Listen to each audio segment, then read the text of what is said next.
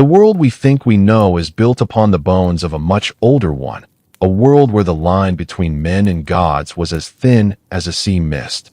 Long before the great empires of Rome carved their names into marble, long before philosophers debated the nature of the soul in the shaded groves of Athens, there existed an age when the gods themselves walked among mortals, when their desires and their fury shaped the course of human history in ways we are still trying to understand. This is the story of the greatest hero the ancient world ever produced, a man whose name echoed through every corner of the Mediterranean for thousands of years, a man born from the union of divine power and mortal blood. His name was Heracles, and the Romans would come to call him Hercules. But before his name was known, before his legend spread to every village and every shore, there was a beginning, and like all great stories, it began not with the hero himself, but with the world that demanded his existence. High above the mortal realm, seated upon a throne of burnished gold that caught the light of a sun that never set, Zeus, the king of the gods, looked down from the summit of Mount Olympus. The sacred mountain rose above the clouds of northern Greece, its peak hidden from mortal eyes by a veil of divine mist that no wind could scatter. From this vantage, Zeus could see everything. His eyes, sharp as lightning and old as the earth itself, scanned the vast peninsula that stretched below him, from the rocky, wind-battered shores of the Aegean Sea to the dark, tangled forests of Arcadia in the south, where wolves still howled at the moon and ancient things moved between the trees. He could see the islands scattered across the wine-dark waters, each one a small kingdom unto itself. He could see the rivers carving their silver paths through mountain valleys, the dusty roads connecting one walled city to the next, and the tiny figures of men and women going about their lives, unaware that the ruler of all creation was watching them with growing concern. What Zeus saw in those days troubled him to the depths of his immortal soul. The land of Greece, the cradle of civilization, the jewel of the mortal world, was tearing itself apart. Cities burned in the distance, their smoke rising in dark, oily columns that smeared across the sky like wounds. It was an age of chaos, an age of unrelenting violence, where rival kingdoms threw themselves at one another in wars that had no clear beginning and no foreseeable end. Bronze weapons clashed in 100 different valleys as armies fought over scraps of territory, over stolen cattle, over insults uttered at feasts years before. Farmers abandoned their fields because there was no point in planting crops when an invading army might trample them before harvest. Mothers clutched their children and hid in the hills when the dust clouds of marching soldiers appeared on the horizon. But the wars between men were only part of the problem, and perhaps not even the worst of it. Ferocious beasts prowled the land with impunity, creatures that no mortal army could hope to defeat. From deep caves in the mountains, from the darkest corners of the earth where sunlight had never reached, there emerged monsters born from the blood of ancient titans, beings that had existed since before the gods themselves had come to power. Monstrous lions, larger than any natural predator, with hides that turned aside bronze spears as if they were blades of grass, terrorized travelers on the roads between cities. Serpentine creatures of enormous size lurked in swamps and rivers, poisoning entire waterways with their venom until the people who depended on those waters sickened and died. Savage boars the size of war chariots descended from the mountains each winter, tearing through vineyards and olive groves, destroying in a single night what had taken years to cultivate. And giants still walked the earth, remnants of an older age, towering figures with crude appetites who feasted on any mortal unlucky enough to cross their path. Zeus had watched this suffering for longer than he cared to admit, and he knew, with the certainty that only a god can possess, that the time for observation was over. Greece needed a hero, but not just any hero. The age had produced brave men, certainly, warriors who could swing a sword and hold a shield wall, but bravery alone was not enough to face the terrors that plagued the land. What was needed was someone extraordinary, someone who carried divine blood in their veins, someone strong enough to face the monsters that ordinary men could not defeat, and cunning enough to survive the trials that pure strength could not overcome. Zeus made his decision with the finality of a thunderbolt. He would father this champion himself. He would create a mortal son who could walk among humans, who could bleed and suffer and understand the fragile beauty of a life that must eventually end, but who would also possess the strength of the gods, the raw, elemental power that could shatter mountains and bend the course of rivers. This hero would unite the fractured people of Greece and rid the world of the terrible monsters that haunted their nights, once and for all. This hero was to be Heracles. Zeus searched the mortal world carefully for the perfect mother for this champion, his divine eyes scanning every city, every village, every household in Greece. He was not looking merely for beauty, though beauty was part of it. He needed a woman whose bloodline already carried the seeds of greatness, a woman whose character and spirit would shape the heart of a hero just as surely as divine power would shape his body. His gaze moved from kingdom to kingdom, from the marble halls of Corinth to the dusty streets of Sparta, from the island palaces of Crete to the fortified hilltops of the Argolit. Finally, his attention settled upon a woman named Alcmene, who lived in the city of Thebes. She was the wife of the general Amphitryon, a respected military commander who was known throughout Boeotia for his skill in battle and his unwavering sense of honor. Alcmene was not chosen at random, and her selection reveals something important about how the gods of ancient Greece operated. She was a descendant of the famous hero Perseus, the legendary slayer of the Gorgon Medusa, the man who had used a mirrored shield and a divine sword to cut the head from a monster whose gaze could turn living flesh to stone. Perseus had been one of Zeus's earlier sons, and his bloodline had flowed down through the generations, carrying with it a spark of heroic potential that manifested in different ways in different descendants. Some became kings, others became warriors, and a few achieved nothing of note at all.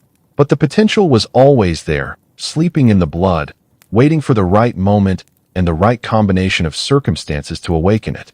In Alcmene, Zeus saw the perfect vessel.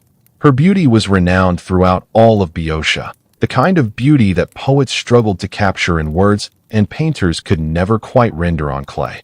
But far more importantly than her physical appearance, she possessed a virtue and a strength of character that Zeus knew would be essential in shaping the heart of a hero.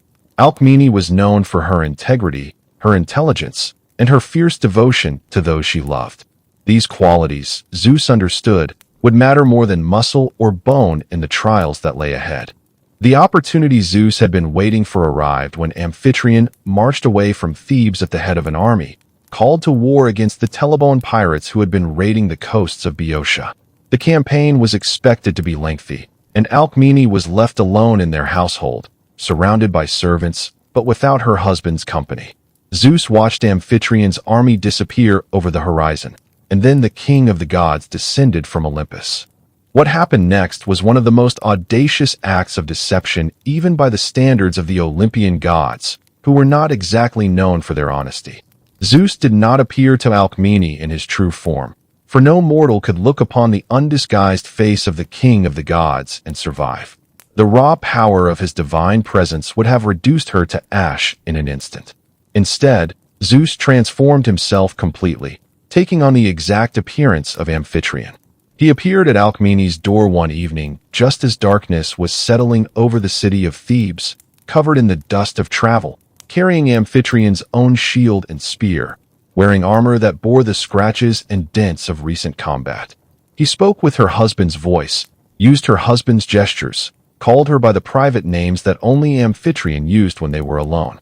The disguise was flawless, perfected by a being who had existed since the dawn of creation and who understood the subtleties of human behavior better than any mortal ever could. Alcmene welcomed him with joy, believing with every fiber of her being that her husband had returned victorious from battle. She saw no reason to doubt what her eyes and ears told her. The man who stood before her looked like Amphitryon, sounded like Amphitryon, and knew all the intimate details of their life together that only Amphitryon could know. Zeus lay with her that night, and to ensure the conception of his champion, he performed an act of divine power that demonstrated just how seriously he took this plan. He held back the dawn itself, reaching out with his will and stopping the rotation of the heavens so that the sun could not rise. One single night was stretched into the length of 3, the stars hanging motionless in the sky while the rest of the world slept on, unaware that time itself had been suspended. In those extended hours of darkness, while Thebes lay quiet and the sentries on the walls wondered why the dawn was so late in coming. Zeus planted the seed of the greatest hero Greece would ever know.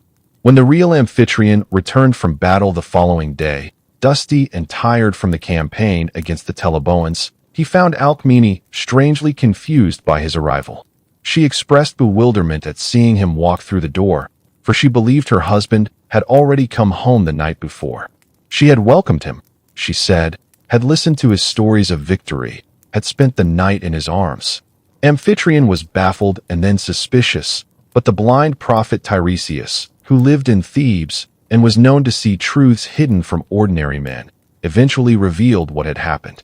Zeus himself had visited Alcmene, and she now carried a child of divine origin alongside the mortal child that Amphitryon had fathered upon his actual return. The deed was done, and Zeus was well pleased with himself.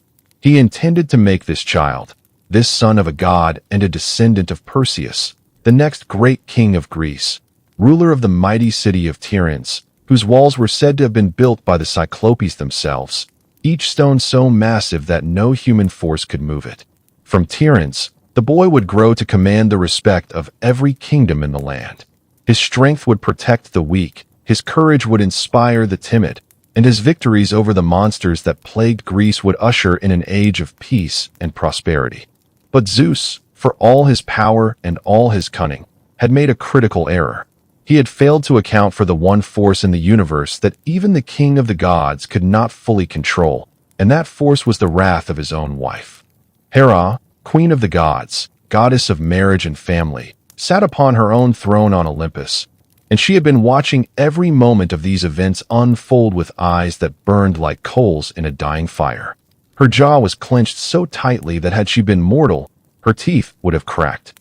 Her fingers gripped the arms of her throne with a force that left marks in the divine ivory. Hera was no stranger to her husband's infidelities. Over the countless millennia of their marriage, she had watched Zeus pursue mortal women, nymphs, goddesses, and even the occasional Titaness with a relentlessness that would have been comical if it were not so deeply humiliating. She had watched him father illegitimate children across the length and breadth of the world, scattering his divine seed with an abandon that made a mockery of everything she represented as the goddess of faithful union.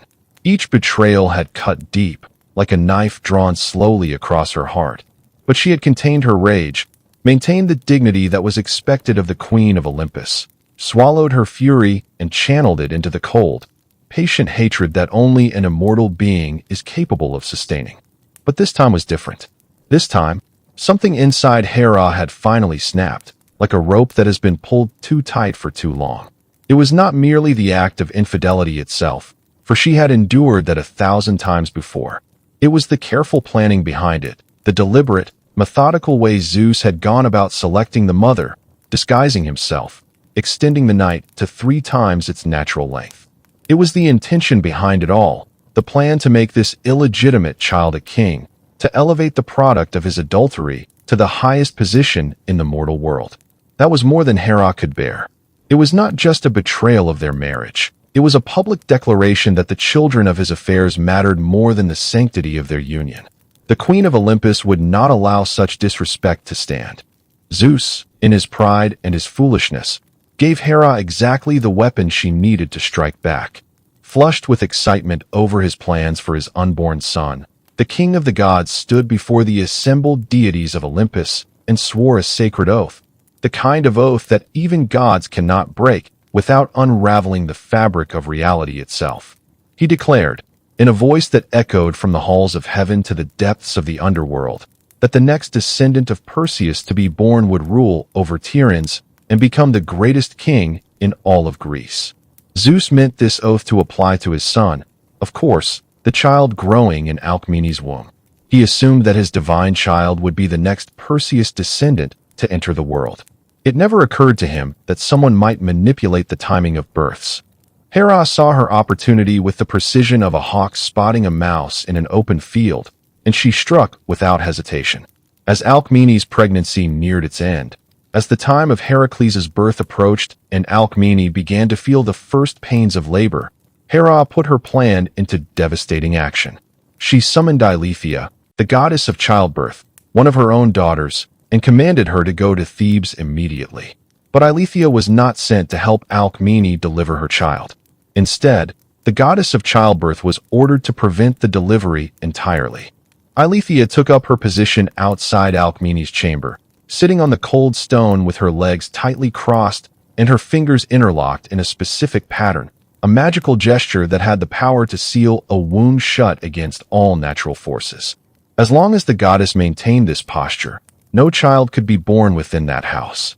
For 7 agonizing days and 7 sleepless nights, Alcmene labored in terrible, unrelenting pain, her body trying desperately to deliver the child within her while an invisible divine force held everything in place.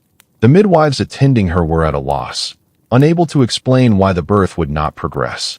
They tried every remedy they knew, every herb, every prayer, every position, but nothing worked. Alcmene screamed until her voice gave out, then screamed in silence, her body drenched in sweat, her sheets soaked through, her strength ebbing hour by hour while the goddess outside maintained her cruel vigil. Meanwhile, hundreds of miles away in the royal palace of Tiryns, Hera was working the other side of her plan. The queen of that city was also pregnant, and she too was carrying a descendant of Perseus, a child who would be called Eurystheus. Under normal circumstances, this child was not due for several more weeks, but Hera had no interest in normal circumstances. Using her divine power over childbirth, the same power she had turned against Alcmene, Hera accelerated the pregnancy in Tiryns, compressing weeks of development into hours. The queen of Tiryns suddenly went into labor far earlier than expected, and with Hera's magic speeding the process along, the infant Eurystheus was born prematurely but healthy, entering the world with a thin, reedy cry that carried far more significance than anyone in that palace could have imagined. He had been born just hours before Heracles would finally emerge from Alcmene's tortured womb. When news of the birth in Tiryns reached Olympus, the implication struck Zeus like one of his own thunderbolts. The color drained from his divine face as understanding crashed over him. Eurystheus, this weak, premature infant in Tiryns, was now technically the next descendant of Perseus to have been born. Zeus's sacred oath, sworn before all the gods in words that could not be unsaid, now applied to Eurystheus, not to Heracles. The kingship of Tiryns, the position Zeus had intended for his own son, now belonged to another child entirely. When Zeus fully grasped the scope of Hera's deception, his fury shook the foundations of the world. Thunder rolled across Greece from a sky that had been clear moments before. Lightning split the heavens in jagged forks that struck mountaintops and set forests ablaze. The seas churned and rose against their shores. The foundations of Olympus itself trembled with the gods' rage, marble columns cracking from base to capital, divine halls shaking as if in the grip of an earthquake.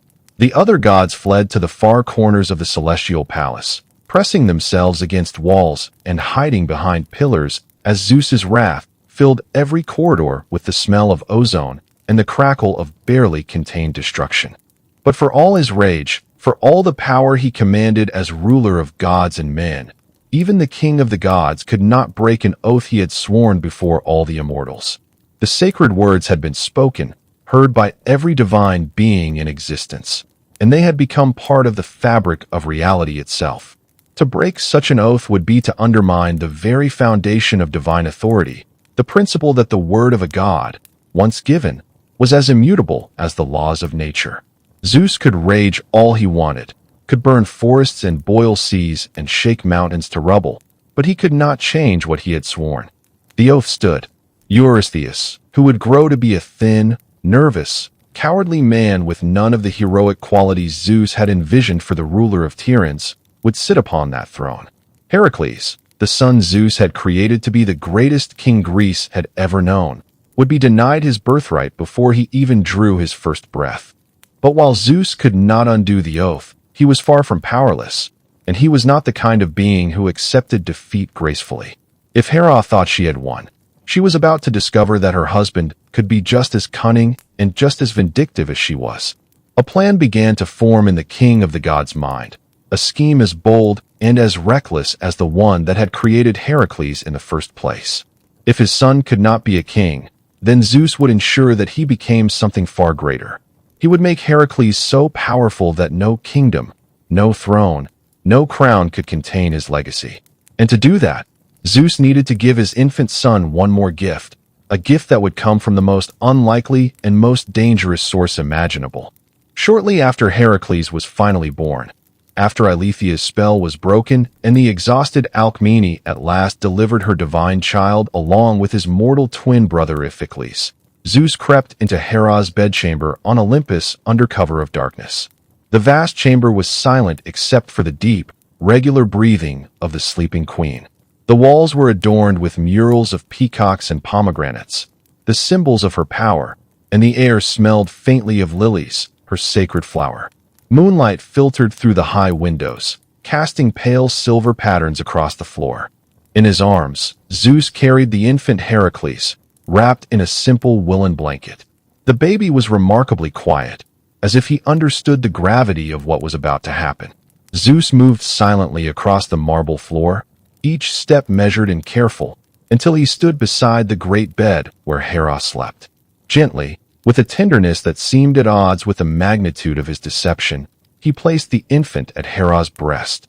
The hungry baby, guided by the most basic of instincts, immediately found what he was looking for and began to nurse. But this was no ordinary feeding, and the milk that flowed into the infant's mouth was no ordinary sustenance. Hera's milk was the essence of divine power itself, concentrated immortality in liquid form. With each swallow, Heracles absorbed some of Hera's own power, her divine essence flowing into his tiny body like molten gold pouring into a mold. The milk strengthened his muscles far beyond what even Zeus's divine parentage had given him.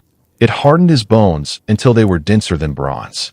It filled his blood with a vitality that would allow him to endure wounds that would kill any other being, mortal or otherwise.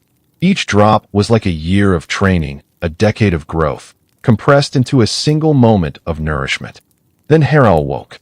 Perhaps it was the unfamiliar sensation at her breast, or perhaps some divine instinct warned her that something was terribly wrong. Her eyes flew open, and in the dim silver light of the moonlit chamber, she looked down and saw the infant Heracles latched onto her, his small mouth working steadily, his dark eyes looking up at her with an expression that might have been innocence or might have been triumph. Recognition hit her like a physical blow. This was the child, Zeus's bastard, the product of his latest infidelity, and he was drinking her milk, stealing her divine power, her immortal essence flowing into his unworthy body with every swallow. Hera's shriek of rage and disgust shattered the silence of Olympus like a stone thrown through glass. The sound echoed through every hall and corridor of the divine palace, waking gods and servants alike, sending them stumbling from their chambers in alarm. With a violent motion born of pure revulsion, she tore the infant from her breast and hurled him away from her. The baby tumbled through the air, his tiny limbs flailing, the blanket unwinding behind him like a comet's tail. As Hera threw the child, her divine milk sprayed across the heavens in a great, glowing arc. The droplets, each one carrying a fragment of immortal power, spread outward in every direction, trailing luminous streaks across the darkness of the night sky. They traveled impossibly far, propelled by the force of a goddess's fury, and as they cooled and crystallized in the vastness of space, they became countless points of light, a broad, pale band of stars stretching from one horizon to the other. Mortals looking up at the night sky in the years and centuries and millennia that followed would see this band of light and wonder at its origin, naming it the Milky Way, never knowing that it was the visible evidence of a goddess's humiliation, a permanent mark written across the face of the universe that could never be erased. Zeus caught the infant before he could be harmed, his reflexes faster than thought. The king of the gods cradled his son in one arm and allowed himself a quiet chuckle of satisfaction. The plan had worked perfectly. Heracles had consumed enough of Hera's divine milk to gain strength beyond anything Zeus had originally intended. The boy would now be more powerful than any mortal who had ever lived, stronger even than some of the lesser gods. And there was a delicious irony in the fact that the very goddess who sought to destroy Heracles had, unwittingly, made him nearly indestructible. Her own power, stolen by a nursing infant, would now protect the child she hated most in all the world. Zeus brought Heracles back to Earth, descending from Olympus through the cool night air and arriving at Alcmene's house in Thebes just before dawn. He placed the baby gently in a wooden cradle next to his mother, who slept the deep, exhausted sleep of a woman who had endured 7 days of labor. Heracles settled quietly into the cradle beside his mortal twin brother Iphicles, his body now filled with stolen divine power, his destiny fundamentally altered by what had happened in the chambers of Olympus. Back on the sacred mountain, Hera paced the floors of her bedchamber in a fury that made the very air around her shimmer with heat. Her robe swirled behind her as she moved, and with each step, tiny cracks appeared in the marble beneath her feet. The other gods gave her chambers a wide berth that night, sensing the danger that radiated from behind the closed doors. Hera's mind worked furiously, turning over what had happened, examining it from every angle, and with each examination, her fury grew sharper and more focused. This was too great an embarrassment for the queen of the gods to ignore or to let pass with time. The theft of her divine essence was bad enough, a violation of her person that went beyond anything Zeus had done before. But the mark now written across the heavens, that pale band of stars visible to every mortal who cared to look up, was a permanent, public reminder of her humiliation. Every time a shepherd looked at the night sky and marveled at the Milky Way, every time a sailor used it to navigate, every time a child pointed upward and asked their mother what that beautiful streak of light was, Hera would know that they were looking at evidence of her greatest shame. It demanded retribution of the most severe kind. That very night, while the eastern horizon was still dark and the city of Thebes slept unaware of the divine drama unfolding around it, Hera summoned 2 serpents from the depths of the earth. These were no ordinary snakes, no common vipers or garden constrictors. These were creatures of primordial venom, born in the sunless caverns far beneath the surface where the blood of slain titans had seeped into the rock and given rise to all manner of terrible things. Each serpent was as thick as a man's thigh and twice as long, their scales black as obsidian, their eyes glowing with a faint, sickly yellow light. Their venom could kill a grown man in seconds, and their speed was such that even trained warriors could not dodge their strike. Hera sent them slithering through the darkness towards Thebes, their bodies moving silently across the ground, leaving trails of dead grass in their wake. They entered the city through a gap in the walls, passed through empty streets where dogs whimpered and cowered at their approach, and found their way to the house where Alcmene and her 2 infant sons slept. The serpents crept through an open window, their scales scraping softly against the stone sill. Inside the nursery, the air was warm and still, lit by a single oil lamp that cast flickering shadows on the walls. 2 cradles stood side by side, each containing a sleeping infant. The serpents reared up over the cradles, their hoods spreading wide, their tongues flicking in and out as they tasted the air. They could sense the divine blood in one of the babies, could feel it calling to them like a beacon. Their jaws opened wide, revealing curved fangs that glistened with venom, and they prepared to strike at the sleeping infant who carried the scent of Zeus. But when they lunged forward, coiling their bodies to deliver the killing bite, something extraordinary happened. Something that none of them, not Hera watching from her throne, not the serpents themselves, could have predicted. Baby Heracles opened his eyes. He did not cry. He did not scream in terror. Instead, the infant looked up at the 2 enormous serpents looming over him, their fangs mere inches from his face, their venom dripping onto his blanket, and he giggled. It was a sound of pure, innocent delight, as if someone had given him fascinating new toys to play with. His tiny hands that were already stronger than they had any right to be thanks to the divine milk he had consumed, reached out and seized one serpent in each fist. The grips were impossibly powerful, small fingers closing around scaled bodies with a force that would have crushed iron bars. The serpents thrashed and coiled desperately, their muscular bodies whipping back and forth, trying to break free or to bring their fangs to bear on the hands that held them. But the infant's grip was absolute, as unyielding as a vice forged by the god of the smithy himself. Heracles laughed louder, a sound of pure joy that echoed through the darkened house, and he squeezed tighter. In the other cradle, his mortal twin brother Iphicles awoke to the sound and began to wail in terror, but Heracles paid no attention. He was focused entirely on his new playthings, his chubby face split by a wide, toothless grin as he tightened his grip. The bones in the serpent's necks began to crack, tiny sounds like twigs snapping, and then they splintered entirely. The serpent's eyes bulged grotesquely from their heads, their tongues protruded, their bodies gave one last, violent convulsion, and then they went completely limp, hanging from the infant's fists like wet ropes. The commotion brought the entire household running. Alcmene was the first through the door, her heart hammering, having heard Iphicles' screams. Behind her came servants carrying lamps and weapons, prepared for an intruder. What they found stopped every one of them in their tracks. There was Heracles, sitting up in his cradle, holding two dead serpents the size of small pythons, one in each hand, still laughing with innocent delight, shaking the limp bodies back and forth as if they were cloth dolls. The dead snakes were longer than the baby was tall, their scales still glistening in the lamplight, their crushed heads hanging at impossible angles. Alcmene sank to her knees, her hand pressed against her mouth. The servants backed away, some making signs against evil, others simply staring in mute astonishment. Only the blind prophet Tiresias, summoned urgently from his house across the city, understood the full significance of what had happened. Standing in the doorway, his sightless eyes turned towards the cradle as if he could see through them, the old seer spoke in a voice that silenced the room. "This child," he said, "is destined for greatness beyond anything this city, this kingdom, this age has ever known. He will perform deeds that men will sing about for as long as the stars burn in the sky. But his path will be one of suffering, for the Queen of Heaven has marked him as her enemy, and she will not rest until she has broken him or been broken by him." High on Olympus, Hera looked down at the scene with a face as white as the marble columns of her palace.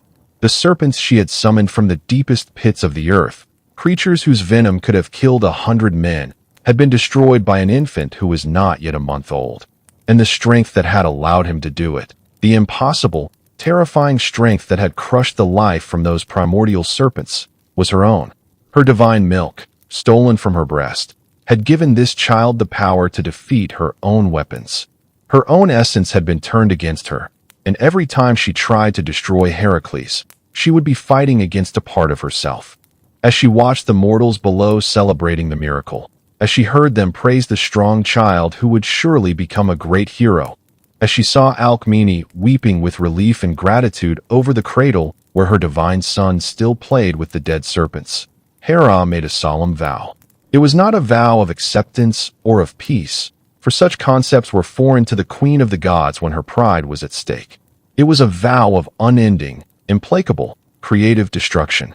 If she could not kill Heracles directly, if his stolen strength made him immune to the simple methods she preferred, then she would find other ways to break him. She would turn his strength against him. She would ensure that the very power he had taken from her would become his greatest curse. She would corrupt his mind, poison his relationships, and ensure that any glory he earned would come at a price so terrible that he would beg for the death she could not give him. This child might live, but Hera would make absolutely certain that he would never know peace. The years that followed saw Heracles grow from a miraculous infant into a remarkable, if deeply troubled, young man. He was raised in Thebes under the watchful eye of Amphitryon, who, despite knowing the truth about the boy's divine parentage, treated Heracles as his own son with a devotion that spoke well of his character. Amphitryon was a practical man, a soldier who understood that extraordinary gifts required extraordinary discipline, and he was determined to shape the boy into a worthy warrior, divine blood or not. Heracles received an education from some of the most renowned masters in all of Greece, each one chosen by Amphitryon for their expertise in a particular art. His days followed a strict routine that began before dawn, when darkness still covered the valley of Thebes and the stars had not yet faded from the sky. In the cold courtyard of Amphitryon's house, while other boys his age were still sleeping, Heracles would train with sword and spear under the instruction of Castor, one of the finest warriors in Greece, a man whose reputation on the battlefield was such that kings competed for his services as a military instructor. Castor was a hard teacher, demanding precision and discipline in every thrust, every parry, every footwork pattern. He drilled Heracles relentlessly, working through basic forms thousands of times until the movements became as natural and as automatic as breathing.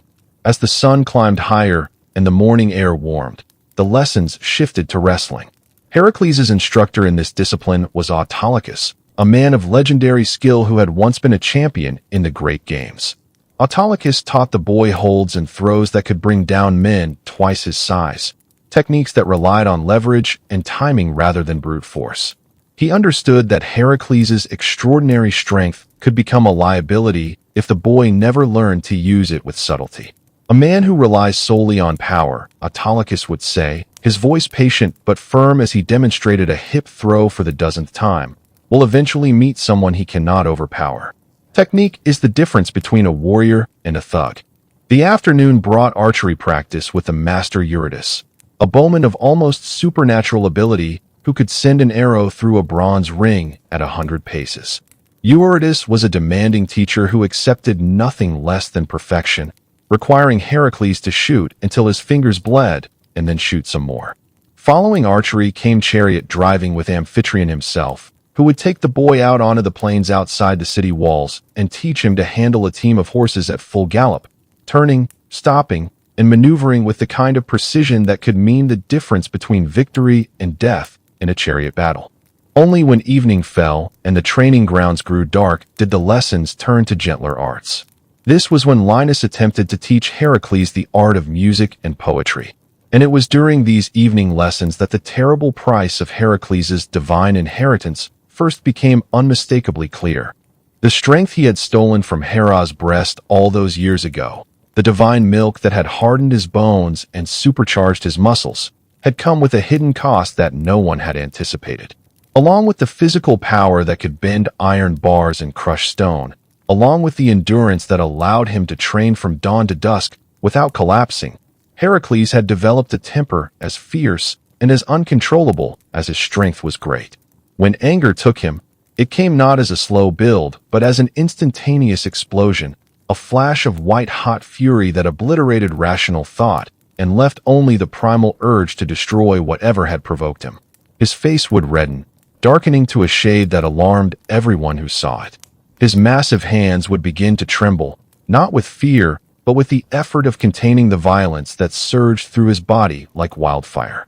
His eyes would cloud over, losing their focus, losing their humanity, becoming the eyes of something that his teachers had learned to fear with very good reason.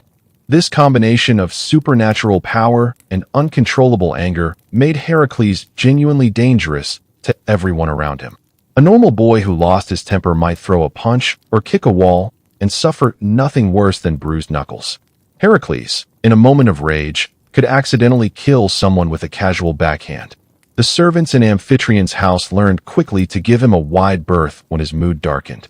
Other boys his age avoided him entirely, not because he was cruel, for Heracles was by nature generous and good-hearted, but because the potential consequences of being near him when his temper snapped were simply too terrifying to risk. Linus, his music teacher, either failed to recognize this danger or believed himself exempt from it. Linus was a respected bard from Thrace, a man of considerable reputation who had taught princes throughout Greece and who carried himself with the confident authority of someone accustomed to being obeyed. He was a firm believer in the philosophy that discipline in music created discipline in all other areas of life, that a man who could master the delicate art of the lyre would possess the self-control necessary to master himself. It was a fine theory, and it might even have been true, but it required a student whose frustration could not kill the teacher. 3 times a week, in the fading light of evening, Linus would attempt to teach Heracles the lyre. The instrument was elegant, a frame of polished tortoiseshell across which 7 strings of gut were stretched, each one tuned to a specific note. Playing it well required a light touch, nimble fingers, and an ear for melody. It was the kind of skill that rewarded patience and practice, not strength.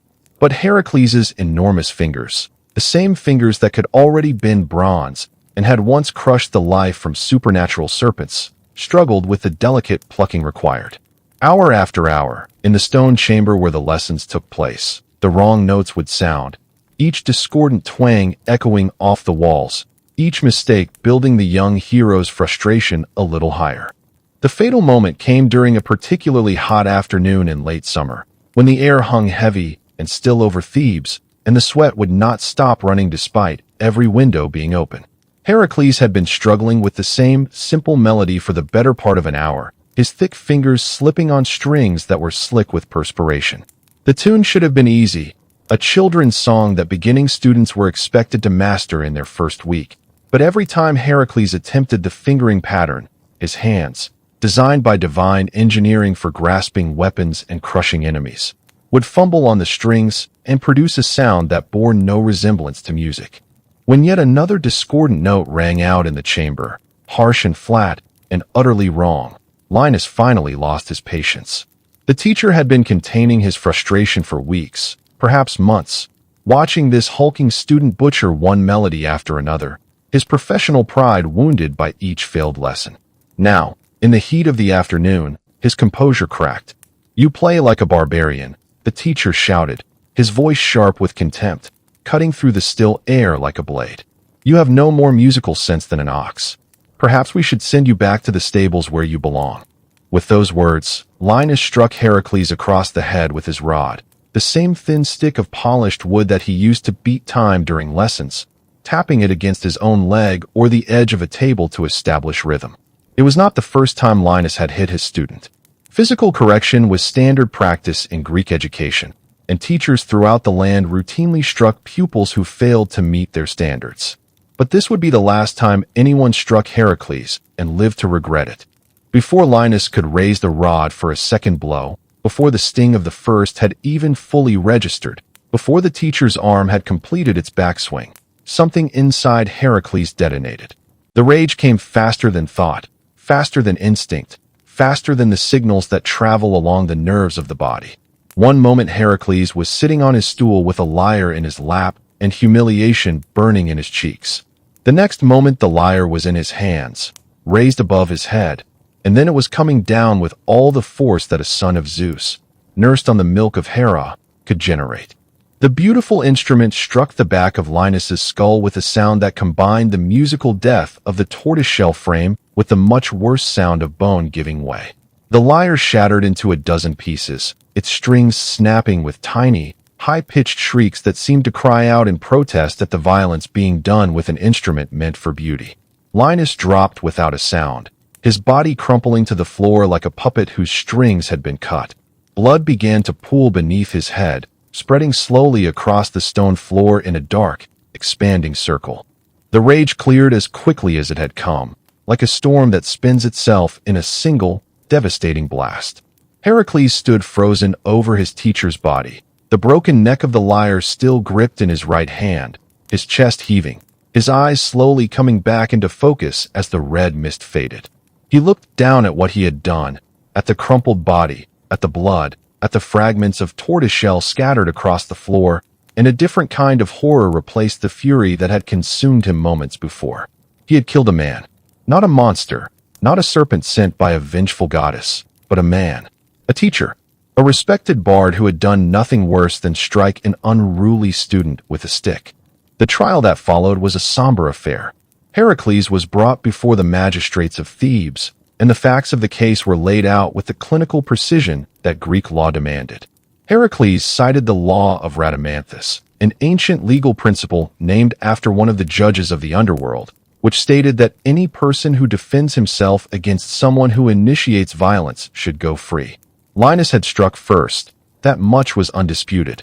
Multiple servants had heard the blow and could testify to the order of events.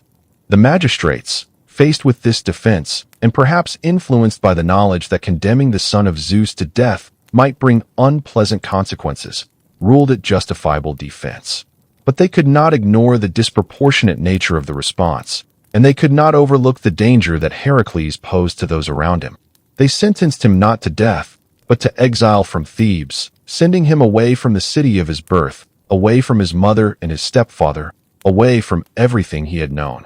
It was a punishment that fell short of justice for the dead bard's family, but acknowledged the impossibility of containing a force like Heracles within the walls of a city. As Heracles walked out through the gates of Thebes for the last time, his belongings bundled on his back, and the weight of Linus's death heavy on his conscience.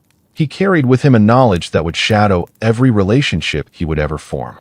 His strength, the divine gift that made him capable of extraordinary feats, was also a curse that made him dangerous to everyone he loved. The same hands that could save cities could destroy the people within them. The same fury that could be channeled against monsters could, in a moment of lost control, turn against the innocent.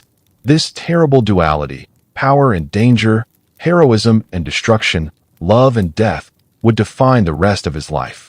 But this would not be the last time his terrible strength and uncontrolled temper would bring tragedy to those around him. In fact, the death of Linus was only a small preview of the devastation that awaited, a minor tremor before the earthquake that would shatter everything Heracles held dear and set him on the path to the greatest labors the world had ever known. A few years of exile passed, years in which Heracles wandered and fought, and tried to find a place for himself in a world that was never quite sure what to make of him. He performed small heroic deeds, defended villages, killed bandits, earned a reputation as a man you wanted on your side in a fight, and did not want to anger under any circumstances.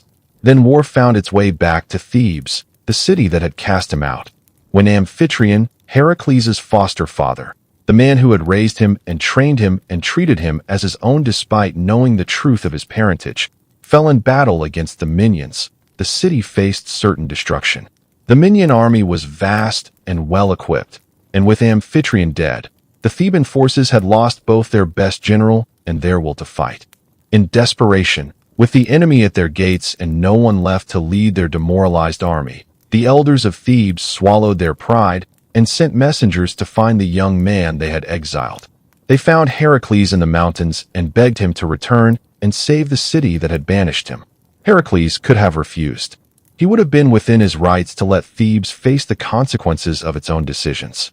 But whatever anger he felt towards the magistrates who had cast him out, he could not abandon the city where his mother still lived, where Amphitryon had trained him, where he had taken his first steps and spoken his first words.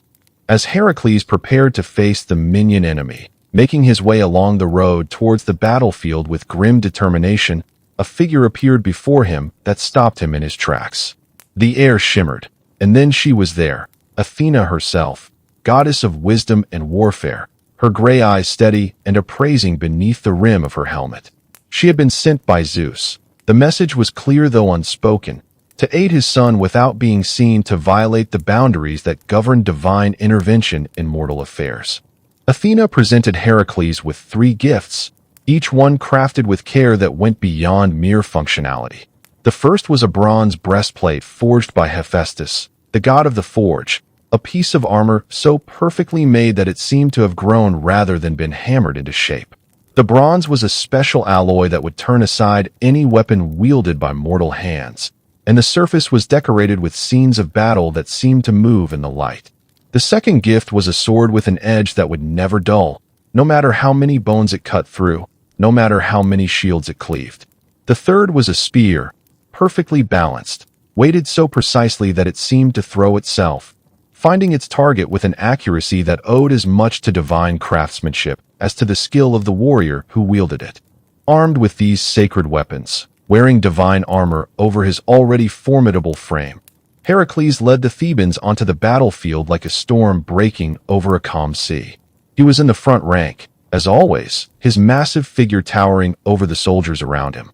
The Minion army, confident of victory, saw a single man charging ahead of a ragged, demoralized force, and they laughed. They stopped laughing very quickly. Heracles tore through their ranks like a blade through silk, the divine sword rising and falling in terrible arcs, the spear striking with unerring accuracy, the breastplate turning aside every blow that found its way past his offense. Behind him, inspired by his ferocity, the Theban soldiers found their courage and threw themselves at the enemy with a fury born of desperation. The battle was over in a single afternoon.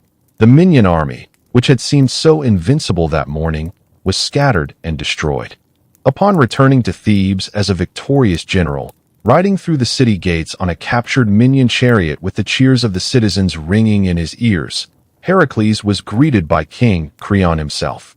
The king had come personally to the gates, something he did for no other man. to welcome the hero who had saved his kingdom from ruin. Creon was overjoyed, and in his joy and gratitude, he offered the greatest reward in his power to give. He would bestow upon Heracles his eldest daughter, Megara, as a bride. The wedding took place within the month, a celebration that lasted 3 full days and 3 full nights. Wine flowed from 100 amphoras, and the people of Thebes danced in the streets, celebrating not just the marriage but their salvation, for without Heracles, they knew, their city would have been burned and their people enslaved. For Heracles, standing beside his beautiful bride as the crowd cheered and the musicians played, it was a moment of pure, uncomplicated happiness, perhaps the last such moment he would ever know. For several years, Heracles and Megara lived in peace in a fine house near the marketplace of Thebes. It was a modest home by the standards of a man who had saved a kingdom, but Heracles had never cared for luxury. Their home was filled with the laughter of 3 strong sons, boys who showed early signs of inheriting their father's remarkable strength. The eldest could already lift stones that grown men struggled with, and even the youngest, still a toddler, had a grip that made his nursemaids wince. Each morning, Heracles would lift all 3 of them onto his shoulders and carry them through the marketplace, their small hands gripping his hair and his lion's skin for balance, their laughter ringing out over the calls of merchants and the clatter of carts. The people of Thebes adored him. Merchants would bow their heads in respect as he passed. Old soldiers who had fought beside him against the minions would call out greetings. Children would run alongside him, begging for stories of monsters he had killed. He had become the city's greatest hero, the protector who had saved them from annihilation. When old King Creon died a few years later, many believed that Heracles would surely take the throne. He was married to the king's daughter. He was the city's savior, and his popularity was such that no one would have opposed his claim. This good fortune was observed by many on Olympus, but none watched as closely or as bitterly as Hera. From her throne in the divine palace, the queen of the gods kept her gaze fixed on the household in Thebes with an intensity that burned like concentrated sunlight through a glass. Every happy moment she witnessed fed her growing fury. Every smile from his children, every embrace from his wife, every respectful bow from a citizen in the marketplace was another drop of acid eating away at her patience. This was not what she had planned for the illegitimate son of her husband. Not only had this child stolen her divine power all those years ago when he nursed at her breast, not only had she failed to kill him with serpents, not only had the mark of her humiliation been written permanently across the night sky for all the world to see, but now he prospered. He had a loving family, the adoration of an entire city, and stood in line to become the next king of Thebes. The very thought made Hera's jaw clench with a fury that cracked the marble armrests of her divine throne. The queen of Olympus would not allow such disrespect to stand. The time had come to destroy Heracles in a way that no amount of strength could prevent, in a way that would shatter him more completely than any monster ever could. Physical danger had failed. Serpents, lions, armies, none of it had worked. But there was one weapon against which even the son of Zeus, nursed on the milk of Hera, wearing the hide of the Nemean Lion, had no defense at all: his own mind. It happened on an ordinary afternoon in early autumn, when the leaves on the plane trees that lined the streets of Thebes were just beginning to turn from green to gold. Heracles had spent the morning at the gymnasium, training with younger warriors who were eager to learn from the man who had defeated the minion army. He was in good spirits as he walked home through the familiar streets, looking forward to seeing his sons and sitting down to the evening meal that Megara always had waiting for him. But when he reached his house, something was wrong. The door hung off its hinges, splintered and broken as if something had forced its way inside. The courtyard beyond was steeped in an unnatural silence, the kind of silence that follows a scream, the kind that fills the space where normal sounds should be. No servants came to greet him. No children's voices called out from inside. The birds that usually sang in the fig tree by the entrance were gone, and even the insects had stopped their chirping. Fear gripped Heracles' heart, a cold hand closing around his chest with a pressure that even his extraordinary strength could not resist. He called for Megara, his voice echoing off the courtyard walls. He called for his sons by name, each name growing more desperate than the last.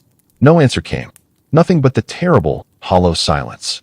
Drawing his sword, Heracles rushed through the entrance, every muscle in his body coiled for combat, his senses straining for any sign of what had happened. What he saw in the courtyard stopped him cold, rooting his feet to the ground as if they had been nailed to the stone. 3 massive creatures crouched over huddled forms on the ground, being so hideous that his mind struggled to process what his eyes were telling him. They had scales that glistened with a sickly green light, multiple heads that turned independently on serpentine necks, and teeth like daggers dripping with venom that hissed and smoked where it struck the flagstones.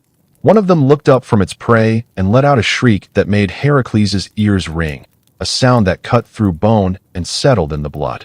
In that terrible sound, though Heracles did not know it, though he could not have recognized it even if someone had told him, was woven the magic of Hera herself. The goddess had reached down from Olympus with invisible fingers and pressed them against the inside of Heracles' skull, rearranging his perceptions, rewriting the signals that traveled from his eyes to his brain. What he saw was not real. The monsters were not there, had never been there. But to Heracles, in that moment, they were as real as the sword in his hand and the ground beneath his feet. Rage took hold of Heracles, a rage different from anything he had felt in battle, different even from the fury that had killed Linus all those years ago. This was deeper, more primal, more complete. It consumed him entirely, leaving no room for thought, for reason, for mercy. He roared and threw himself at the nearest creature, striking it with his fist. The thing's head cracked open under the force of his blow, dark blood spraying across the courtyard walls. The second creature tried to flee, scrambling on multiple legs towards the doorway, and Heracles caught it in 3 enormous strides. His hands found its throat, closing around the scaly flesh with a grip that could crush granite. He lifted it from the ground as if it weighed nothing, its legs kicking uselessly in the air, and he squeezed until he felt cartilage crack and collapse beneath his fingers. The thing made horrible gurgling sounds as it died, its many eyes rolling back in its head, its body convulsing and then going limp. He threw the corpse aside like refuse and turned to face the last monster. This one was different. It cowered against the wall, whimpering and raising its arms as if begging for mercy. It was smaller than the others, and its cries were higher pitched, almost like, but Heracles was beyond mercy, beyond thought, beyond the ability to process what was right in front of him. He grabbed the creature and began to strike it again and again, his fists rising and falling in a terrible rhythm, each blow heavier than the last, each impact sending shudders through the wall behind the cowering figure. Even after it stopped moving, even after it was clearly dead, he continued, driven by a fury that seemed to come from outside himself, as if invisible hands were guiding his own, as if something far away was feeding his rage and keeping it alive past the point where it would have naturally burned itself out. Only when his arms grew too heavy to lift, when the muscles that had wrestled lions and strangled serpents finally trembled with exhaustion, did the rage begin to fade. It drained out of him slowly, like water seeping from a cracked vessel, leaving behind an emptiness that was somehow worse than the fury it replaced. Heracles stood alone in the quiet courtyard, his chest heaving, his knuckles split and bleeding, the skin torn from his hands by the force of his own blows. The stones around him were painted with gore, the walls streaked with dark stains that caught the fading afternoon light. Then Hera's illusion lifted from his eyes. It did not fade gradually. It did not dissolve like morning mist or dissipate like smoke. It was there, and then it was not, as suddenly and as completely as a curtain being torn away from a window. The monsters vanished.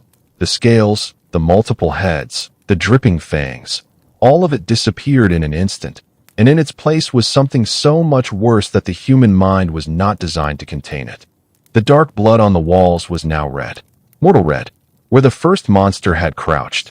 Megara lay sprawled near the fountain, her skull crushed by his fist, her beautiful face destroyed beyond recognition. Where the second creature had tried to flee towards the doorway, his eldest son lay crumpled, the purple marks of his father's fingers still visible around his small throat. And against the wall, barely recognizable, beaten past the point where any features remained, was his youngest boy, the smallest one, the one who had raised his arms not in threat, not in the gesture of a monster defending itself, but as a plea, a child's plea for his father to stop. Heracles understood what he had done. The sword fell from his hand, striking the stones with a clatter that seemed impossibly loud in the silence. His legs gave way, and he fell to his knees, then forward onto his hands, crawling from body to body on the blood-slicked stones, unable to accept what lay before him, unable to reconcile the reality of these broken forms with the monsters he had been certain he was fighting moments before. He gathered Megara into his arms, cradling her broken body against his chest, smoothing her hair with hands that were still slick with her blood. He whispered her name, over and over, as if saying it enough times might call her back from wherever she had gone. He touched each son's face with a gentleness that was obscene in its contrast to what those same hands had just done, his huge, scarred, blood-caked fingers tracing the small features of boys who would never grow up, never marry, never have children of their own. "No," he whispered, and the word was so small, so inadequate, so pathetically insufficient to contain the enormity of what had happened. Then louder, "No." And the cry that followed was not a word at all, but something more fundamental, a sound torn from the deepest part of a human soul that has just been shown the worst thing it is capable of. His cries brought neighbors running from their homes and shops, but when they reached the doorway and saw the scene inside the courtyard, they fled in terror. Not from Heracles, though they feared him, but from the reality of what they were witnessing. The great hero, the savior of Thebes, sitting among the bodies of his own family, tears running down his face, mixing with their blood on his hands, rocking back and forth with a dead child in his arms, making sounds that no one who heard them would ever forget. As night fell over Thebes and Heracles remained in that courtyard of death, unable to move, unable to think, unable to do anything except hold the bodies of the people he had loved most in the world and whom he had destroyed with his own hands, he knew what fate awaited him.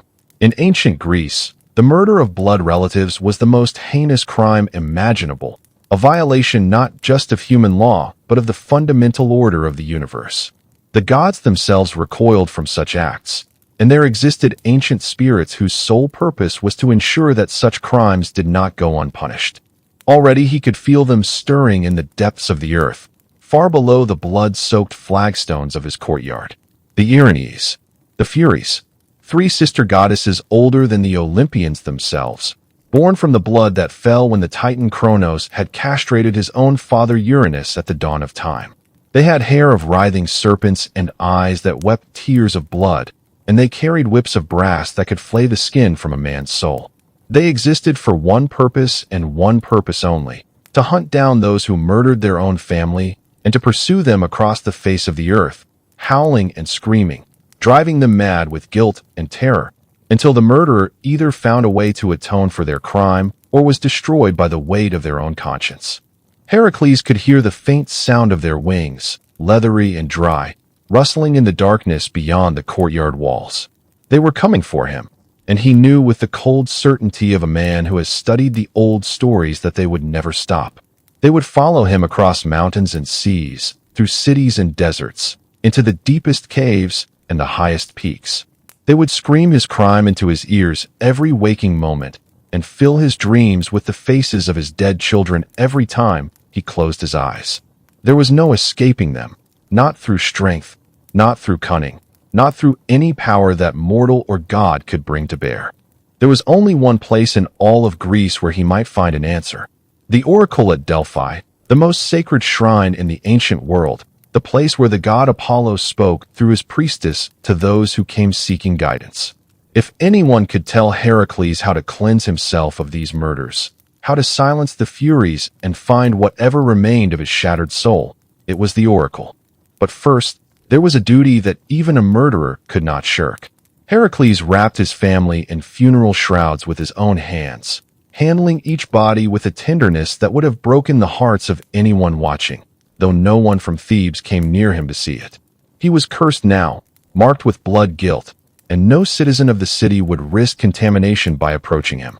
Working alone through the night, he built funeral pyres from what he gathered himself, stacking the logs with the mechanical precision of a man whose mind has retreated into the simple comfort of physical labor, because the alternative is to think about what he has done.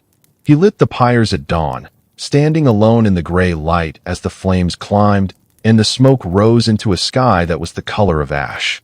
He watched the fire consume the shrouded forms, watched the sparks rise and twist in the morning air, carrying the souls of his wife and sons to the afterlife. He did not weep. He had passed beyond weeping in the hours since the illusion had lifted. His eyes were dry and empty, his face a mask of stone. When the flames died and the ashes cooled, he scattered them carefully, performing the rituals as best he could remember them, though his hands shook and his voice broke on the words. Then Heracles left Thebes forever. He took nothing with him but the clothes on his back and the lion skin cloak from the mountainside. He did not look back at the city that had been his home, at the house where he had known happiness, at the marketplace where he had carried his sons on his shoulders while the people bowed their heads in respect. All of that was gone now, burned away as completely as the bodies on the pyre, and what remained was a man walking south through the dry hills of Boeotia, alone with his guilt and the sound of wings in the darkness behind him. The journey to Delphi took 7 days on foot, across the slopes of Mount Parnassus, through forests of pine and oak where the light filtered down in dusty shafts, and the only sounds were the wind in the branches and the distant crying of birds. Other travelers saw him coming and stepped off the road, pressing themselves against the embankment or ducking behind rocks until he had passed. They could see the mark of blood guilt that hung about him like a shadow, an invisible stain that the morally sensitive could detect as surely as a bad smell. No one spoke to him. No one offered him food or water. He was an untouchable, a walking abomination, and the sooner he passed by, the sooner they could breathe easily again. When Heracles finally climbed the sacred way to Apollo's temple at Delphi, his feet bleeding from the rocky path, his body weakened from 7 days of walking without food, the temple priests tried to bar his way. A man stained with the blood of his own family could not be allowed to contaminate sacred ground, they argued, their voices shrill with fear. But from deep within the temple, from the inner sanctum where the oracle sat above the fissure in the earth, the Pythia's voice rang out, clear and commanding, declaring that the god would receive him. Apollo, god of light and truth, would not turn away a man who came seeking redemption, no matter how terrible his crime. Heracles entered the temple and was led through dim corridors by a single priest who walked several paces ahead, maintaining as much distance as the narrow passage would allow. The inner chamber was dark, lit only by a single flame burning in a bronze bowl that cast dancing shadows on the rough stone walls. The air was thick with a sweet, strange smell that made Heracles' head swim, a perfume that seemed to bypass his nose entirely and speak directly to something deep inside his brain. In the center of the chamber, the Pythia sat on a 3-legged stool positioned directly over a crack in the stone floor, a fissure from which vapors rose in slow, writhing coils. These fumes, the priests claimed, came from the decaying corpse of the dragon Python, the ancient serpent that Apollo had slain when he first claimed this sacred ground. Whether that was true or whether the vapors had some more mundane geological origin, their effect on the Pythia was unmistakable. The priestess was a young woman, but her youth seemed irrelevant in this setting. Her eyes were already unfocused, her pupils dilated until the irises were barely visible, as she breathed in the vapors that rose from below. Her body swayed slightly on the tripod, and her lips moved in soundless patterns that might have been prayer or might have been the first stirrings of the prophetic state. As Heracles knelt before her on the cold stone floor, his head bowed, his hands clasped together in supplication, the Pythia's body began to shake, not with fear or cold, but with the force of something entering her, something vast and powerful, using her small frame as a vessel for words that no human mind could generate on its own. Her head rolled back, her spine arching, and when she spoke, her voice was no longer her own. It was deeper, resonating through the chamber as if the walls themselves were speaking, as if the mountain were channeling the voice of the god. But on this day, unknown to all who watched, unknown even to Apollo himself, Hera had tainted the sacred vapors with her own magic. The words that came from the Pythia's mouth were shaped not only by Apollo's prophetic vision, but by Hera's calculating vengeance. The queen of the gods had found a way to weaponize even the most sacred institution in Greece, turning the oracle itself into a tool for Heracles' continued suffering. Heracles, son of Zeus, The voice boomed through the darkness, and the words seemed to press against Heracles' chest like a physical weight. To atone for the blood on your hands, you must serve King Eurystheus of Mycenae for 10 full years. You must obey his every command, no matter how difficult or demeaning. You must complete whatever tasks he sets before you, without complaint, without resistance, without the pride that is your father's gift and your greatest weakness. Heracles' fists clenched involuntarily at the name Eurystheus. Of all the kings in Greece, of all the men he might have been ordered to serve, this was the one whose name tasted like poison on the tongue. Eurystheus, that weak, cowardly king who had stolen his birthright by being born mere hours before him through Hera's manipulation. The man who should have been Heracles' subject, who sat on the throne of Tiryns only because a goddess had cheated the natural order, would now be his master. To serve such a man who flinched at shadows and hid behind palace walls while others fought his battles, would be the ultimate humiliation for a warrior of Heracles' stature and pride. But the oracle was not finished. If you complete this service, the Pythia continued, her voice growing stronger, the words filling the chamber until it seemed they might crack the walls. Your father Zeus will grant you immortality. You will join the gods on Olympus and never know death. The suffering that marks your mortal existence will end, and you will take your place among the deathless ones, where no guilt can touch you and no fury can pursue you.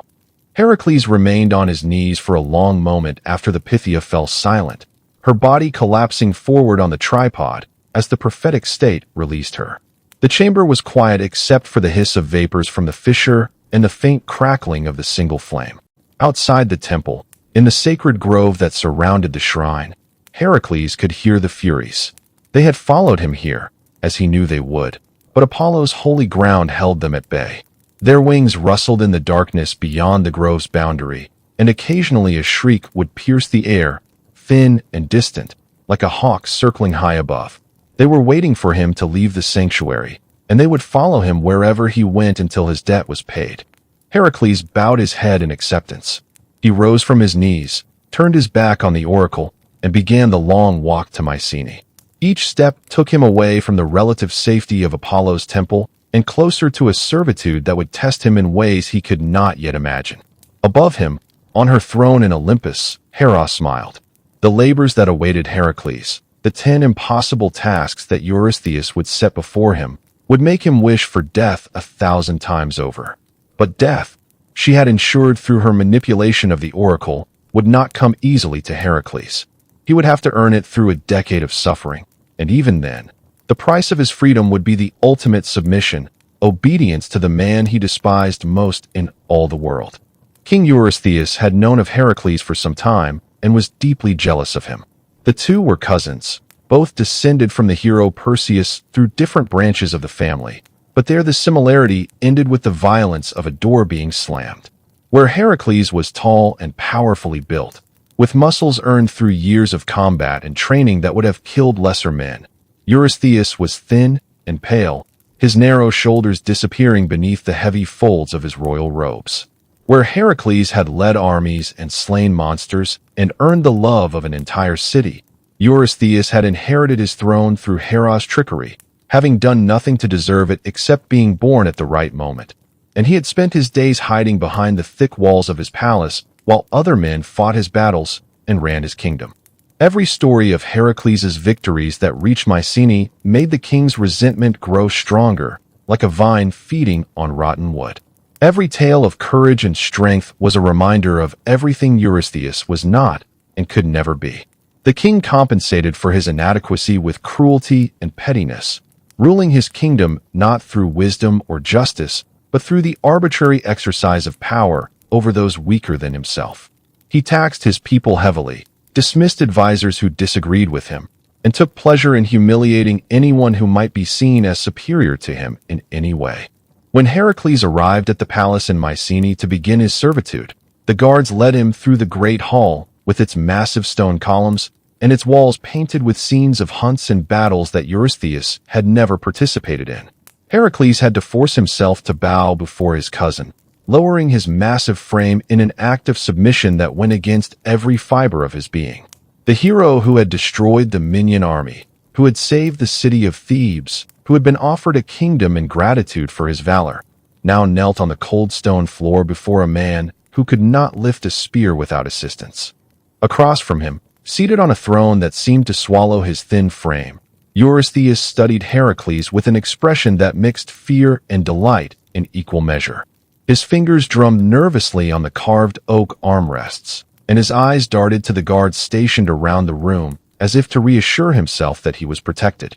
But beneath the nervousness, there was unmistakable satisfaction in his gaze. The mighty Heracles, brought low at last, kneeling before the man he had always despised. "I accept your service," Eurystheus said, his thin voice echoing off the stone walls with a sound like cracking ice. "You will complete 10 labors over 10 years. Each task I set you, you must accomplish alone, without assistance from God or man. You will receive no payment, no glory, no recognition beyond the completion of the task itself. These are my terms." Heracles kept his eyes on the floor. "I understand." "Good," Eurystheus said, and the word dripped with satisfaction. "Then I have your first labor ready." The king paused, savoring the moment the way a man savors the last bite of a meal he has long anticipated. In the hills above Nemea, there lives a lion unlike any other. Its hide is golden and cannot be pierced by any weapon forged by man. Its claws can slice through bronze shields as if they were parchment. For 2 years, it has terrorized the region, killing shepherds on the hillsides, devouring traders on the roads between cities. Entire villages have been abandoned in fear. 30 of my finest soldiers have fallen to this beast, their bones filling its lair. Eurystheus watched Heracles closely, searching for any sign of fear, any crack in the hero's composure. "You shall travel to Nemea and destroy this creature. Return with proof of its death, or do not return at all." Heracles rose to his feet, met the king's gaze for one long, steady moment that made Eurystheus shrink back in his throne, and then left the hall without another word. He knew exactly what this task was meant to be. It was his death sentence, wrapped in the formality of a royal command. No mortal weapon could harm a creature with impenetrable skin. Eurystheus expected to receive word within the week that his troublesome cousin had been torn to pieces in the Nemean hills, and the problem of Heracles would be solved forever. But as Heracles walked the dusty road from Mycenae towards Nemea, the sun hot on his shoulders, and the road stretching before him through hills of dry grass and gray stone, a plan began to form in his mind. If weapons were useless against this creature, then he would have to rely on something more fundamental than swords or spears. He would rely on the strength that had strangled serpents when he was still an infant lying in his cradle, the raw, divine power that was the one thing Hera's curse could never take from him.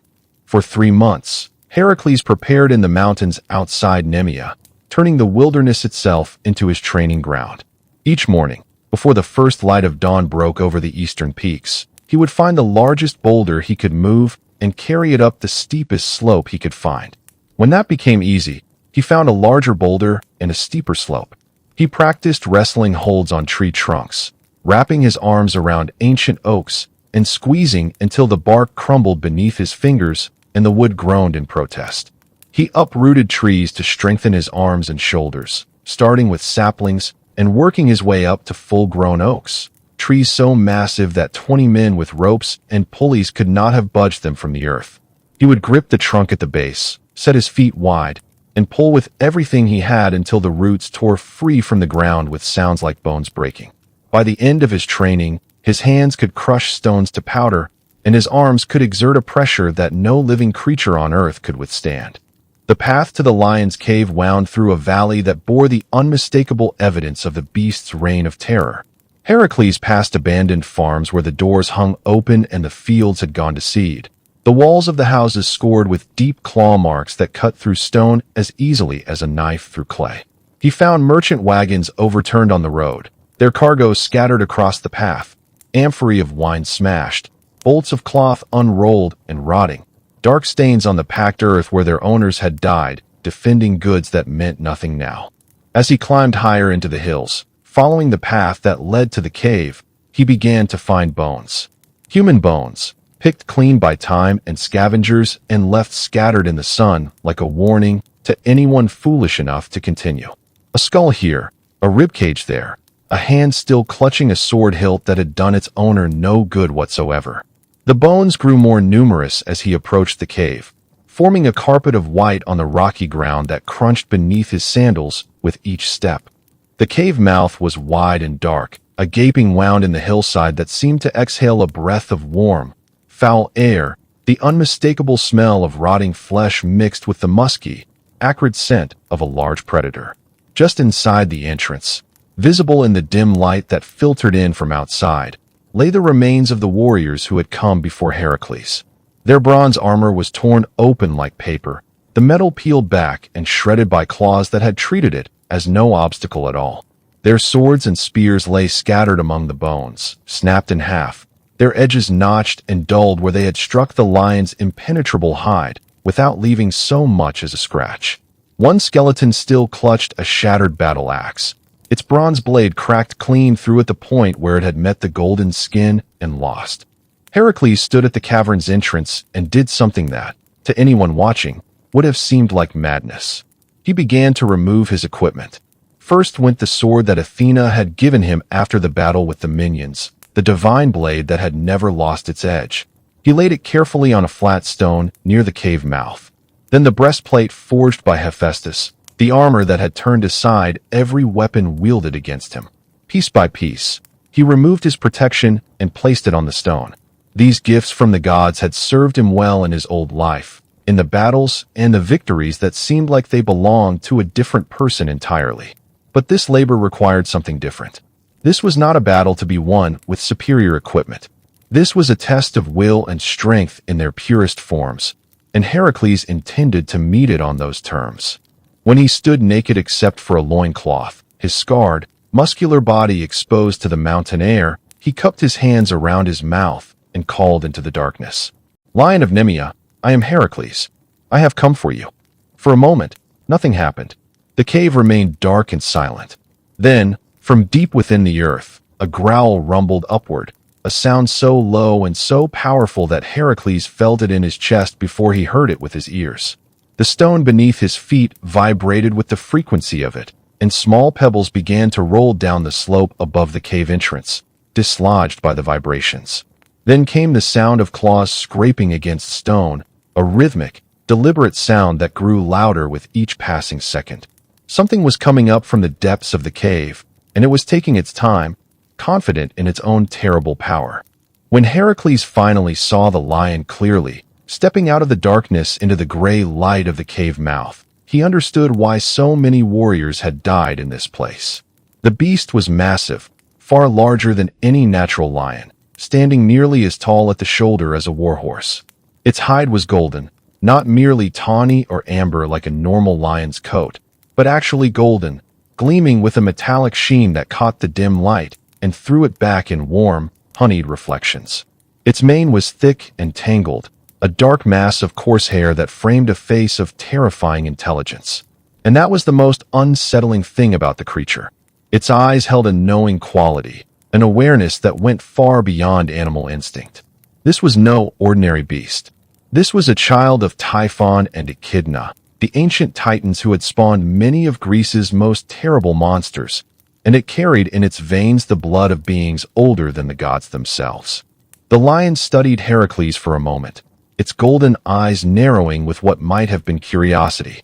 Here was a man who came without weapons, without armor, without the bronze and leather and wood that all the others had brought.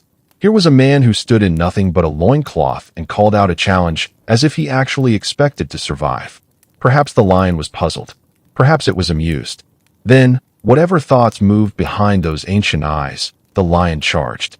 The ground shook beneath its weight as it bounded forward, covering the distance between them in 3 great leaps, its massive paws striking the earth with impacts that cracked stone.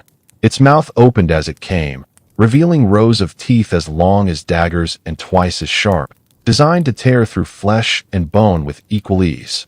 The roar it released was so loud, so overwhelming, that it seemed to flatten the air itself, pressing against Heracles' body like a wall of sound.